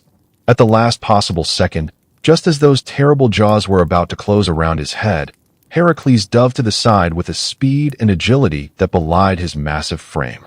He hit the ground rolling, came up in a crouch, and as the lion's momentum carried it past him, he lunged forward and wrapped his arms around the beast's neck from behind. His hands locked together beneath the lion's jaw, his fingers interlacing with a grip that nothing short of death would break. The lion roared in surprise, and then in fury, a sound that echoed through the valley and sent the people of distant Nemea running to lock their doors and shutter their windows. The beast thrashed and twisted, its enormous body bucking and spinning as it tried to shake this impossible parasite from its neck. Its claws raked the air, seeking flesh to tear, finding only empty space as Heracles pressed his body tight against the lion's back, keeping himself behind the reach of those deadly weapons. They rolled across the rocky ground, the lion's incredible weight shattering stones beneath them as they crashed through the remains of the old warrior's armor and bones. Heracles held on with all his strength, his muscles straining against a force that seemed bottomless, his hands locked together with a grip that made his knuckles white and his forearms tremble. The lion slammed him against the cave wall, the impact driving the breath from his lungs and sending stars spinning across his vision. It threw itself backwards, trying to crush him beneath its body. It twisted and writhed and bucked with a fury that seemed to draw on the primordial power of the titans who had sired it. But Heracles would not let go. To let go meant death, not just his own death, but the failure of everything he was trying to achieve, the end of any hope of redemption for the crime he had committed against his family. He held on because he had nothing left except this, the strength of his arms and the stubbornness of a man who has already lost everything worth losing. For hours they struggled as the sun moved across the sky, casting shifting patterns of light and shadow across the hillside. Blood ran from dozens of scratches on Heracles' body where the lion's claws had grazed him in their wild thrashing, but the wounds were shallow, mere surface cuts that his divine constitution would heal within hours. His arms burned with exhaustion, the muscles screaming in protest at being held at maximum effort for so long. His hands cramped, the tendons in his fingers feeling like they might snap at any moment. But still he held on, drawing on reserves of strength and willpower that went deeper than muscle and bone, that reached down into the divine spark that his father had placed within him and the stolen power of Hera's milk that ran through his blood. As darkness began to approach, coloring the western sky in shades of amber and purple, Heracles felt the lion beginning to tire. Its struggles grew weaker, its movements less coordinated. The roars that had shaken the valley became gasps for air, the great lungs laboring to fill themselves against the pressure of Heracles' arms. This was the moment he had been training for, the moment he had been waiting for through all those hours of endurance. With a final, explosive surge of strength, drawing on everything he had left and more besides, Heracles shifted his grip from the lion's neck to its throat and squeezed with every bit of power that the son of Zeus, nursed on the milk of Hera, could generate. The pressure was unimaginable. Had it been applied to stone, the stone would have cracked. Had it been applied to bronze, the bronze would have buckled. The lion's throat, divine and impenetrable from the outside though it was, could not withstand the crushing force from within. The great beast gave one last shudder, a tremor that ran through its entire body from nose to tail, and then it was still. Heracles released his hold and collapsed beside the dead lion, his chest heaving, his body drenched in sweat, his arms hanging limp at his sides, the muscles finally allowed to relax after hours of sustained effort. He lay there on the rocky ground for a long time, staring up at the sky as the first stars began to appear, the same stars that included the Milky Way, that glowing reminder of the night Hera had hurled him from her breast. When he could stand again, Heracles turned to the magnificent creature he had killed and bowed his head in genuine respect. "You fought well," he said quietly, his voice hoarse from exertion. "I will honor your strength." He tried to skin the lion with a sharp rock, thinking to keep the golden hide as a trophy and a reminder, but the rock slid harmlessly across the pelt without leaving a mark. The hide that no weapon could pierce could not be cut by stone any more than it could be cut by bronze. He drew the sword he had left outside the cave and tried that, pressing the divine edge against the golden fur, but even Athena's blade could not penetrate it. The sword scraped across the surface of the hide the way a stick scrapes across a sheet of metal, producing a sound but no result. Then, in a flash of insight, Heracles remembered the lion's own claws. If nothing from outside could pierce the hide, then perhaps something from the creature itself could. He took one of the lion's massive claws, pried it carefully from the paw, and drew it across the golden pelt. It cut through the hide as smoothly as a hot knife through wax, the divine material yielding to a weapon made from its own substance. Working through the night by the light of the stars, Heracles carefully removed the hide in a single piece, cutting along the natural lines of the body with a care and precision that reflected his respect for the creature he had killed. When dawn came and the first light of day painted the Nemean hills in shades of gold and pink, Heracles draped the lion's skin over his shoulders, using the beast's great head as a hood, its massive jaw resting on his forehead like a helmet. The golden hide that no weapon could pierce, that had protected the lion through years of invincibility, would now protect Heracles. It would become his armor, his shield, his identity, more recognizable than any crown or coat of arms. As he prepared to leave the cave and begin the journey back to Mycenae, he saw the divine armor still lying where he had left it on the flat stone near the entrance. The breastplate of Hephaestus, the sword of Athena, the spear that threw itself. He looked at them for a long moment, remembering the man who had worn them, the general who had led armies, the husband who had come home to his family, the father who had carried his sons through the marketplace. That man was gone, destroyed as completely as the serpents he had strangled in his cradle, and the armor belonged to him, not to whoever Heracles was becoming. He did not pick it up. He turned and walked away, and the divine gifts lay on that stone in the Nemean hills, unclaimed and uncollected, a memorial to a life that no longer existed. On his way back to Mycenae, he found a massive oak tree growing by the side of the road, its trunk as thick as a man's arm span. With his bare hands, newly strengthened by the battle and still humming with adrenaline, he gripped the trunk at its base and tore the tree from the earth, roots and all, the ground splitting and heaving as the oak came free with a sound like the world cracking open. He stripped away the branches with his hands, peeling bark and snapping limbs, then carved and smoothed the trunk into a heavy club, thick at one end and tapering at the other. This would be his weapon now, simple and direct and brutally effective, like the path that lay before him. The lion's skin and the club, one earned through an impossible victory, the other torn from the earth by his own hands, would become the symbols by which the world would know Heracles for the rest of his life and for thousands of years after his death. When Heracles walked through the gates of Mycenae, still wearing the lion's skin with its great head resting atop his own like a crown of gold and teeth, the people of the city fled in terror. Women scooped up their children and ran for doorways. Merchants abandoned their stalls. Soldiers reached for weapons and then thought better of it. From a distance, with the golden hide covering his massive frame and the dead lion's jaws gaping over his forehead, Heracles looked like the beast itself had come walking into the city on two legs, and the screams that rose from the streets were the screams of people who believed they were about to die. But word spread quickly, as it always does in a city full of people who have nothing better to do than gossip, and soon the terror turned to astonishment and then to something approaching awe. Heracles had done the impossible.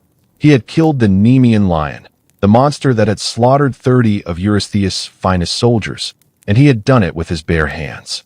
No weapons, no armor, no divine assistance. Just muscle and will and a refusal to die. Eurystheus was in the throne room when Heracles entered. The king was seated in his usual position, small and pale on his oversized throne, surrounded by guards who looked far more capable than the man they protected. When the doors opened and Heracles stepped through, wearing the golden pelt of the lion with its dead jaws resting atop his head, Eurystheus froze. The color drained from his face.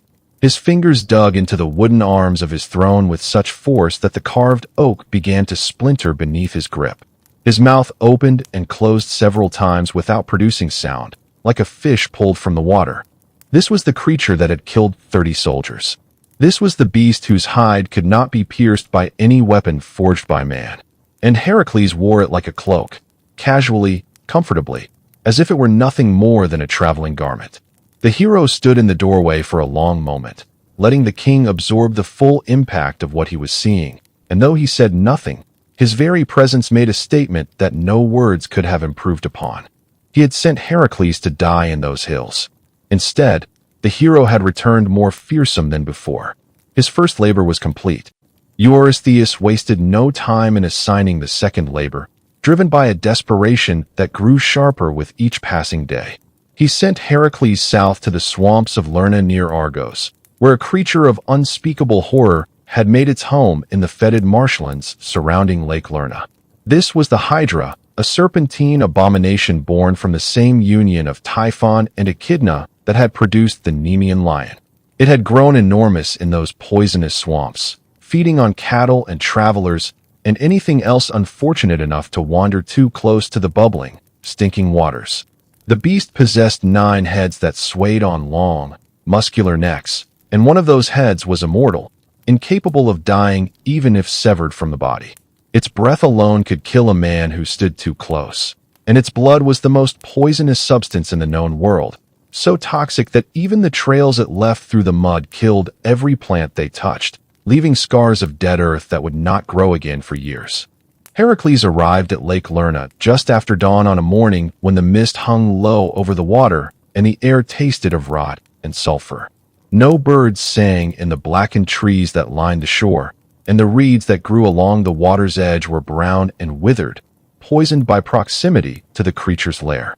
He could see the entrance to the Hydra's cave on a small rise above the waterline, surrounded by bones of cattle and men.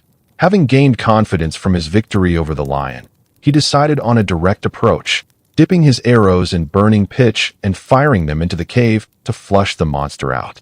The strategy worked, and the Hydra emerged with a terrible hissing that echoed across the marshland like 100 serpents speaking at once. The monster was even more horrifying than the stories had suggested, each of its 9 heads larger than a grown man, its body thick as an ancient oak, venom dripping from every fang and sizzling on the ground where it fell. Heracles charged forward and took one head clean off with a swing of his club, but as he stepped back to aim another blow, 2 new heads burst from the bleeding stump, fully formed and hissing with rage. He struck again, and again the same thing happened. Where one head fell, 2 more grew in its place, until the creature bristled with a forest of snapping jaws. Then Hera sprung her trap, sending a giant crab from the depths of the lake to seize Heracles by the leg. Pinned and surrounded, death seemed certain until his nephew Iolaus, who had followed from Mycenae against orders, fired arrows to distract the creature and shouted the idea that would save them both. Fire. If the stumps were burned immediately after cutting, the heads could not regrow. Together, uncle and nephew developed a rhythm that slowly turned the battle. Heracles would sever a head, and Iolaus would press a burning torch to the wound before new growth could begin. Hour after hour they worked, the stench of charred flesh filling the air, until only the immortal head remained. This head Heracles cut free and buried alive beneath a massive boulder by the lakeshore, sealing it forever. Before leaving, he dipped his arrows in the Hydra's poisonous blood, creating weapons that would make the slightest scratch a death sentence. Eurystheus secretly decided not to count this labor because Iolaus had helped, though the king kept this treachery to himself. The third labor sent Heracles on the longest chase of his life. He was ordered to capture the Ceryneian hind, a sacred deer with golden antlers and bronze hooves that belonged to the goddess Artemis. This creature could not be harmed, which meant that Heracles had to catch something faster than any horse alive without drawing a single drop of its blood. The hunt lasted an entire year, from one spring to the next, through summer heat and winter snow, across mountains and valleys and rivers swollen with meltwater. Heracles tracked the hind through every season, learning its habits, studying its patterns, growing more patient than he had ever been in his life. Finally, as the deer crossed a deep river and struggled against the current, Heracles dove in after it and wrapped his arms gently around its neck, careful not to injure it in any way. When Artemis appeared to demand the return of her sacred animal, her silver bow drawn and an arrow aimed at his heart, Heracles knelt and explained his situation with such honest humility that the goddess relented, allowing him to show the hind to Eurystheus before releasing it unharmed. The fourth labor brought unexpected tragedy when Heracles was sent to capture the Erymanthian boar alive. On his way to the mountain, he stopped to visit his old friend Pholus, a civilized centaur who lived in a cave on the wooded slopes. During the visit, Heracles unknowingly opened a jar of sacred wine that belonged to all the centaurs, and its powerful scent drew a mob of wild centaurs who attacked in a frenzy.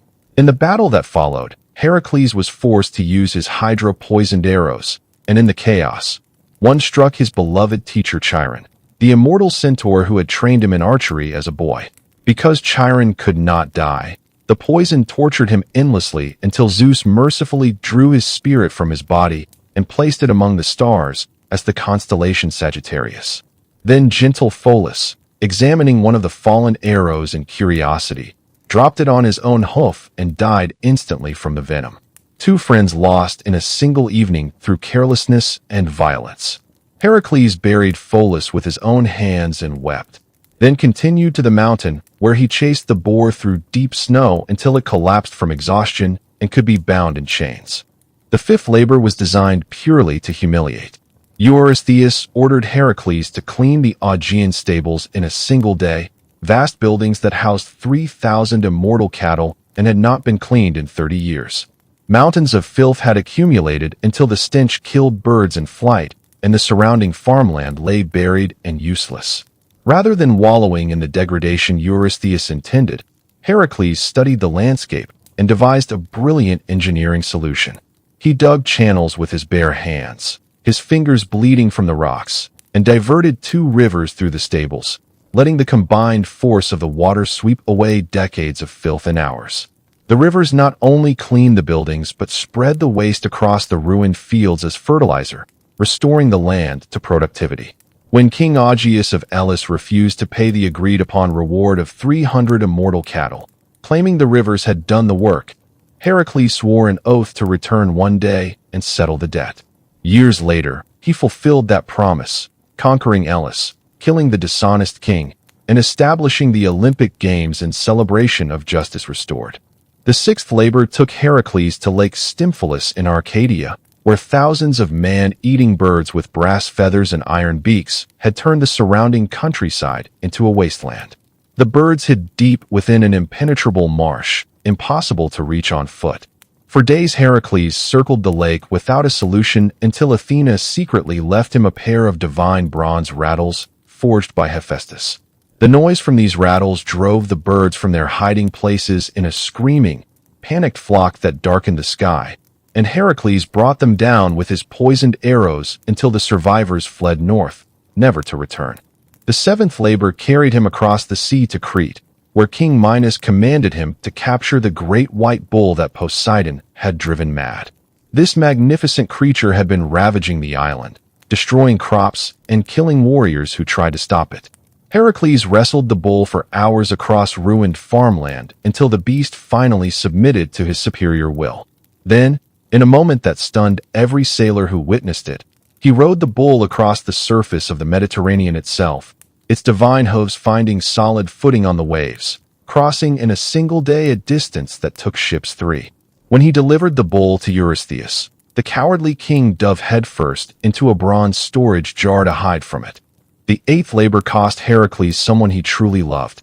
He was sent to Thrace to retrieve the man-eating mares of King Diomedes, horses that breathed fire and consumed human flesh, their madness cultivated by a king who fed them his own guests.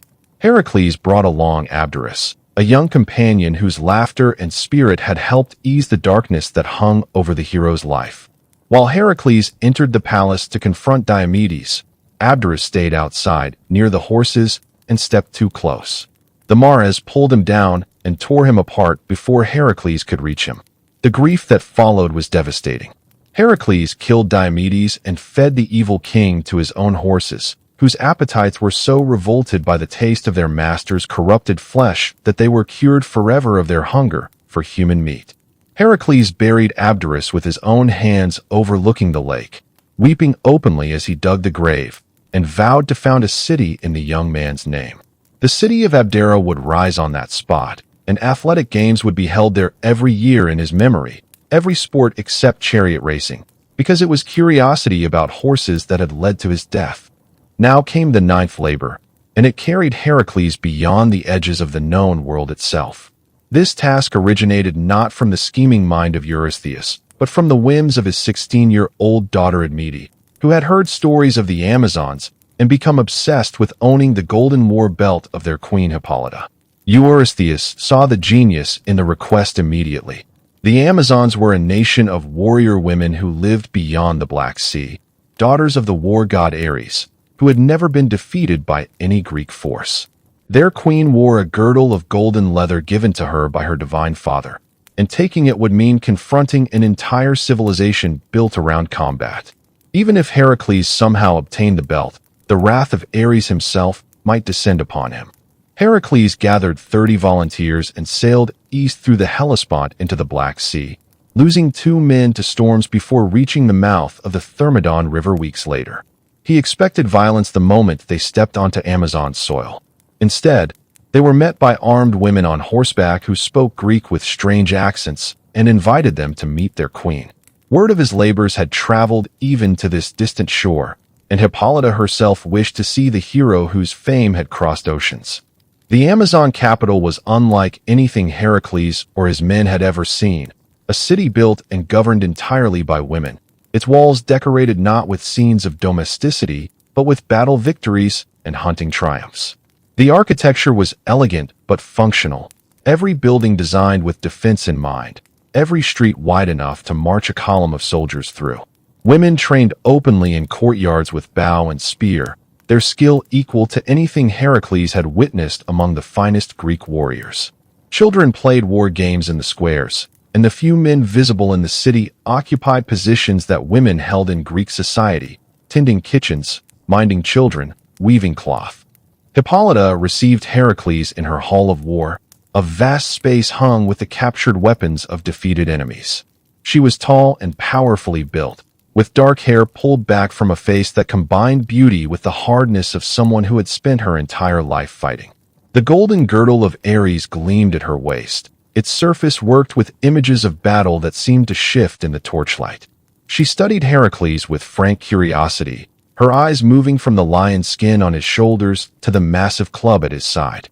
She asked him about his labors, and he told her everything, holding nothing back, speaking of the lion and the Hydra and the long chase through the mountains after the Golden Hind, speaking of Chiron and Pholus and the terrible night in Thebes when Hera's madness had made him kill his own family.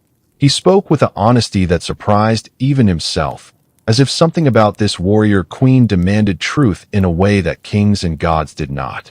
Hippolyta listened without interruption, and when he finished, she was silent for a long moment. Then she reached down and unfastened the golden girdle from her waist. She held it out to him, the metal warm from her body, the images of war gleaming in the firelight. "Take it," she said. "You have earned more than this through your suffering. No labor should require you to fight those who wish you no harm." Heracles reached out to accept the girdle, and in that moment, everything changed. High on Olympus, Hera had been watching this exchange with mounting fury. She could not allow the labor to be completed so easily, could not permit Heracles to walk away from this challenge without blood and suffering. The queen of the gods descended to the Amazon city in disguise, taking the form of an Amazon warrior, and moved through the streets spreading a lie with the precision of a poisoned arrow. "The stranger means to kidnap our queen," she whispered to one group of warriors. "He plans to take Hippolyta back to Greece as a slave," she told another. "His men are preparing to attack the city while the queen is distracted." The rumor spread through the Amazon ranks like fire through dry grass, and within the hour, hundreds of armed women were converging on the palace. Heracles heard the war cries rising from outside and saw the dust of approaching soldiers through the windows. He looked at Hippolyta, who was already reaching for her weapons, her face hardened with betrayal and confusion. She believed, as her warriors believed, that the Greek hero had come not in peace, but as a conqueror. What followed was a battle that Heracles had never wanted and that haunted him long after it was over. The Amazons fought with a ferocity that matched anything he had faced, their arrows filling the air, their cavalry charging with a coordination that spoke of generations of military training. Heracles and his men fought their way back to their ship through streets that ran with blood, and when it was over, when the anchor was raised and the oars were pulling them away from the shore, Heracles stood at the stern holding the golden girdle and looking back at the smoke rising from a city that had offered him nothing but hospitality until Hera's poison had done its work. The voyage home was quiet. The men who had survived spoke little, each one carrying memories of a battle that should never have been fought. Heracles kept the girdle wrapped in cloth, unable to look at it without remembering how willingly Hippolyta had offered it, how close they had come to a peaceful resolution before divine jealousy destroyed everything.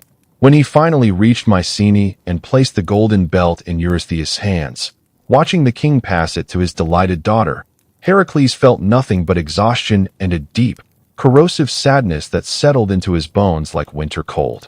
9 labors were now complete, or so Heracles believed.